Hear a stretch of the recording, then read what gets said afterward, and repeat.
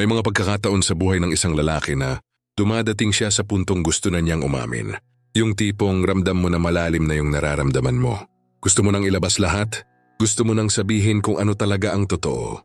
Pero ang tanong, handa na ba talaga ang sitwasyon para dun? Kasi minsan, ang problema hindi yung lakas ng loob mo. Ang problema, hindi mo muna binasa ang mga senyales na matagal nang ipinapakita sa harap mo.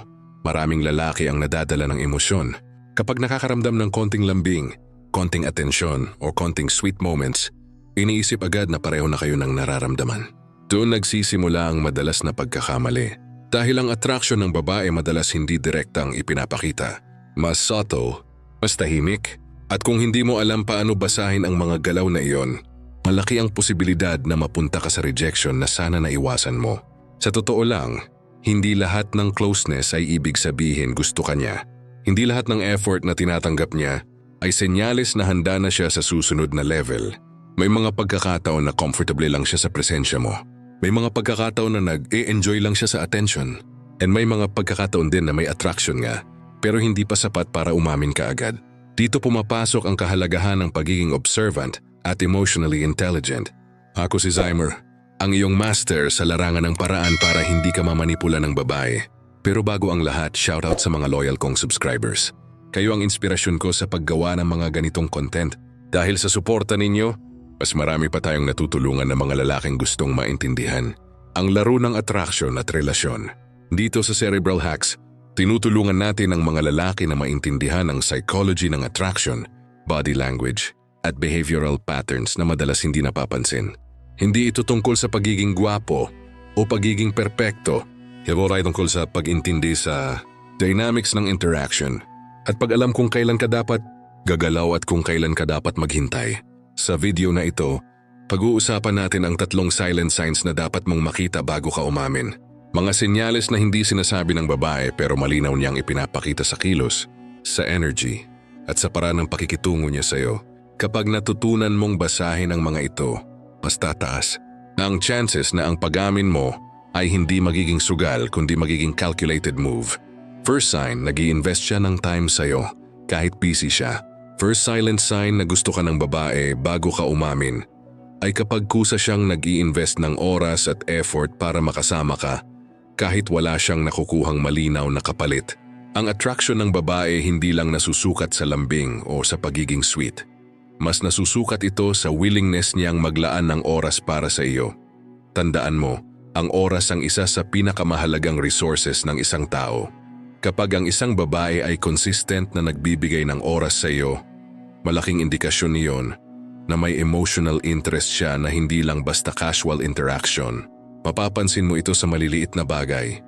Halimbawa, siya ang nag-i-initiate ng conversation paminsan-minsan. Hindi lang ikaw ang laging nauuna. May mga pagkakataon na siya ang nagme-message para mangamusta. May mga moments na siya ang naghahanap ng paraan para humaba ang usapan ninyo. Kapag ang babae ay may attraction, hindi siya magiging passive sa communication. Gagawa siya ng subtle moves para manatili ang connection ninyo. Isa pang senyales ay kapag nag-a-adjust siya ng schedule para makita ka. Hindi ibig sabihin nito ay lagi siyang available. Ang tunay na indicator ay kapag may effort siyang maglaan ng time kahit busy siya. Kapag ang babae ay walang interest, madalas niyang ipapakita iyon sa pagiging distant o sa paulit-ulit na dahilan kung bakit hindi siya pwede. Pero kapag gusto ka niya, makakahanap siya ng paraan para magkaroon ng pagkakataon na makasama ka kahit sandali. May psychological reason kung bakit mahalaga ito. Kapag ang babae ay nag-i-invest ng oras sa isang lalaki, unti-unti siyang nagiging emotionally attached. Ang consistent interaction ay nagbubuo ng familiarity at comfort. At sa attraction psychology, ang comfort ay isa sa foundation ng romantic interest. Hindi agad nagiging malinaw ang attraction sa simula, pero habang tumatagal ang quality time, mas lumalalim ang emotional connection. Mapapansin mo rin na kapag gusto ka ng babae, hindi lang siya basta present. Engaged siya sa interaction ninyo. Nakikinig siya sa mga kwento mo. Naaalala niya ang mga detalye tungkol sa iyo. Nagbibigay siya ng reactions na nagpapakita na interesado siya sa buhay mo. Ito ay indikasyon na hindi lang siya nag-i-invest ng oras, kundi nag-i-invest din siya ng emotional energy. Pero kailangan mong maging maingat. Hindi lahat ng babae na nagbibigay ng oras ay may romantic interest. May mga pagkakataon na friendly lang ang intensyon. Ang kaibahan ay makikita mo sa consistency at sa level ng engagement niya. Kapag ang effort niya ay stable at hindi lang kapag convenient sa kanya, mas malaki ang posibilidad na may attraction na nabubuo. Kapag napansin mo na siya ay kusa ng naglalaan ng oras, nagiging mas involved sa mga interaction ninyo, at nagpapakita ng willingness na panatilihin ang connection, isa itong malakas na silent sign na may special na interest siya sa iyo. Sa ganitong sitwasyon, mas nagiging favorable ang environment para sa mas seryosong emotional progression. Ang pagkakamali ng maraming lalaki ay nagmamadali silang umamin kahit hindi pa nila nakikita ang ganitong level ng investment mula sa babae. Kapag ang effort ay one-sided, kadalasan nauuwi ito sa rejection o sa awkward na sitwasyon. Pero kapag ang oras at energy ay nagiging mutual, mas tumataas ang posibilidad na ang confession ay matatanggap ng mas positibo. Kaya bago ka magdesisyon na umamin, obserbahan mo muna kung gaano kalaki ang investment na ginagawa niya sa iyo. Dahil sa mundo ng attraction, ang consistent na oras at effort ay isa sa pinakamalinaw na senyales na may nararamdaman siyang higit pa sa simpleng pakikipagkaibigan. Second sign, nagiging protective at considerate siya sa iyo. Ang second silent sign na gusto ka ng babae bago ka umamin ay kapag nagiging protective at considerate siya sa iyo kahit sa mga maliliit na paraan na madalas hindi mo napapansin. Yung mga babae na may tunay na attraction ay hindi lang basta nagpapakita ng interest sa salita o sa presence nila. Ang mga kilos nila kahit subtle ay nagpapakita ng concern at desire na alagaan ka at makikita mo ito sa kanilang behavior sa araw-araw na interactions. Mapapansin mo ito sa simpleng paraan. Halimbawa, kapag may problema ka o stressful ang araw mo, siya ang unang nagme-message para kumustahin ka o magbigay ng encouragement. Hindi ito kailangan malaki o dramatic. Maaaring simpleng text lang na kumusta ka na o alam mo kaya mo yan. Pero ang consistency ng mga ganitong messages ay nagpapakita na iniisip ka niya at nais niyang maging source ng comfort sa iyo. Ang effort na ito ay hindi basta-basta. Kailangan mo ring intindihin na ang emotional energy na ginagamit niya para dito ay isa sa kanyang pinaka-importanting resources. Bukod sa verbal concern, makikita mo rin ito sa kanyang actions kapag magkasama kayo sa personal. Halimbawa, maingat siya sa paligid mo. Nag-aalala kung safe ka ba? O tinitiyak na okay ka lang sa kahit anong sitwasyon.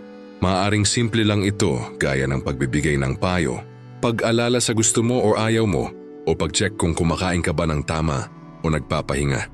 Ang mga ganitong maliit na gestures ay subtle, pero may malakas na psychological impact. Ang babae na may attraction ay natural na nagiging nurturing sa lalaki na gusto niya, kahit hindi pa ito clearly verbalized. May psychological explanation din dito. Kapag nagiging protective at considerate ang isang babae, nagkakaroon ka ng sense ng being valued at being cared for.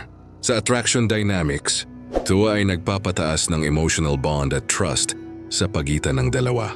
Kapag nararamdaman ng lalaki na may babae na tunay na concerned sa kanya, mas tumitibay ang kanyang emotional attachment. Kaya, ang subtle acts of care na ito ay hindi lamang senyales ng interest, kundi hakbang din ng subconscious na emotional connection. Ngunit kailangan mong maging matalino sa pagbasa ng senyales. Hindi lahat ng protective behavior ay indikasyon ng romantic interest. May mga babae na natural lang talaga na caring or nurturing sa lahat ng kaibigan nila. Ang kaibahan ay ang level of focus at consistency. Kapag ang effort niya ay nakatarget sa iyo at hindi sa iba, at may follow-through siya sa mga subtle gestures na yon, mas malinaw na senyales ito na may attraction siya sa iyo. Isa pang indicator ay kapag nagiging slight jealous o concerned siya kapag may ibang babae na malapit sa iyo, pero hindi overbearing. Yung subtle protective instincts na ito ay nagpapakita na may emotional stake siya sa connection ninyo. Hindi siya aggressive o controlling, kundi nagiging alert sa dynamics na mahalaga sa kanya. Ang ganitong behavior ay malakas na silent, sign na mas mataas na ang emotional engagement niya sa iyo. Kaya bago ka magdesisyon na umamin, obserbahan mo kung paano siya nag-aalaga sa iyo at paano niya ipinapakita ang concern kahit sa maliliit na paraan. Kapag consistent at nakatuon sa iyo ang mga protective gestures, isa itong malinaw na silent sign na may nararamdaman. Siyang higit pa sa simpleng friendship. Sa ganitong senyales, mas magiging favorable ang timing ng confession mo at mas mataas ang chance na positive ang outcome. Third sign, pinapriority ka na niya. Ang third silent sign na gusto ka ng babae bago ka umamin ay kapag madalas niyang iniprioritize ang connection ninyo at pinapakita ang excitement kapag kasama ka o nakikipag-usap sa iyo. Ito yung senyales na hindi mo agad nakikita sa salita pero malinaw sa kanyang energy, actions at body language. Sa psychology ng attraction, ang excitement at prioritization ay malalakas na indikasyon ng emotional interest na hindi basta-basta peke o casual. Mapapansin mo ito sa maliliit na gestures. Halimbawa, kapag nagkukwento ka tungkol sa buhay mo, siya ang attentive, nakikinig, nagbibigay ng reactions na nagpapakita na nai-enjoy niya ang presence mo. Hindi siya passive. Nag-i-invest siya ng energy sa conversation para mapanatili ang engagement ninyo. Kapag nakikita mo na consistent ang behavior na ito, hindi lang siya nag-i-enjoy sa attention, ginagawa rin niyang mas meaningful ang interactions ninyo. Isa pang senyales ay kapag nag-a-adjust siya ng schedule o ginagawa ang effort para makipagkita o makipag-usap sa iyo. Hindi ito palaging literal, minsan subtle lang. Halimbawa, nagme-message siya sa oras na alam niyang libre ka o nagpapakita ng excitement kapag nagkakaroon ng pagkakataon na makasama ka kahit sandali lang. Yung focus at energy na ito ay senyales ng prioritization. Sa mundo ng attraction, kapag isang babae ay naglalaan ng oras at energy para sa isang lalaki, ibig sabihin nito, may level ng emotional stake siya sa relasyon ninyo. Kahit hindi pa siya malinaw na nagsasabi ng nararamdaman, makikita rin ang excitement sa body language. Kapag magkasama kayo, mapapansin mo na may spark sa kanyang mga galaw, nagiging mas animated siya sa pakikipag-usap, nakangiti siya ng genuine, may subtle na physical cues tulad ng leaning in o eye contact. Yung mga non-verbal cues na ito ay malakas sa psychology ng attraction dahil nagpapakita ng subconscious pleasure sa presence mo. Ngunit kailangan mong maging maingat sa pagbasa nito. Hindi lahat ng excitement ay ibig sabihin may romantic interest. Maaaring natural lang siyang energetic o friendly sa lahat ng tao. Ang kaibahan ay consistency at focus sa iyo. Kapag ang attention, excitement at prioritization niya ay nakatuon sa iyo, hindi sa iba malinaw na silent sign ito na may attraction siya. Ang psychological basis nito ay simple. Kapag nararamdaman ng lalaki na siya ay prioritized at nai-enjoy sa kanyang presence, nagbubuo ito ng sense ng being valued. At sa attraction dynamics, ang sense of being valued ay isa sa pinakamalakas na drivers ng emotional attachment. Ang excitement at positive engagement ay nagtatakda ng favorable environment para sa isang confession or deeper emotional progression. Kaya bago ka umamin, obserbahan ang level ng excitement at prioritization na ipinapakita niya sa iyo.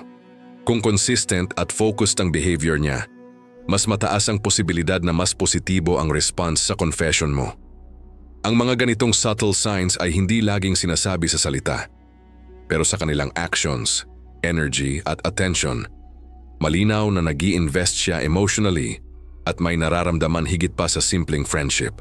Alam mo na ngayon ang 3 silent signs na dapat mong makita bago ka umamin. Tandaan, hindi lahat ng signals ay laging malinaw sa salita. Kaya mahalaga na maging observant at matalino sa pagbasa ng mga galaw at behavior ng babae. Kapag naintindihan mo ang mga subtle cues na ito, mas magiging calculated at confident ang desisyon mo at mas mataas ang chances na positive ang magiging outcome. Ako nga pala si Zymer at dito sa Cerebral Hacks, patuloy tayong mag-aaral kung paano maging high value at emotionally intelligent sa mundo ng attraction. Kung nagustuhan mo ang video na ito, huwag kalimutan mag-like, mag-subscribe at i-hit ang notification bell para updated ka sa mga susunod na tips at strategies. I-share din sa kaibigan mo na kailangan ng ganitong insights. Tandaan, sa laro ng attraction, knowledge is power.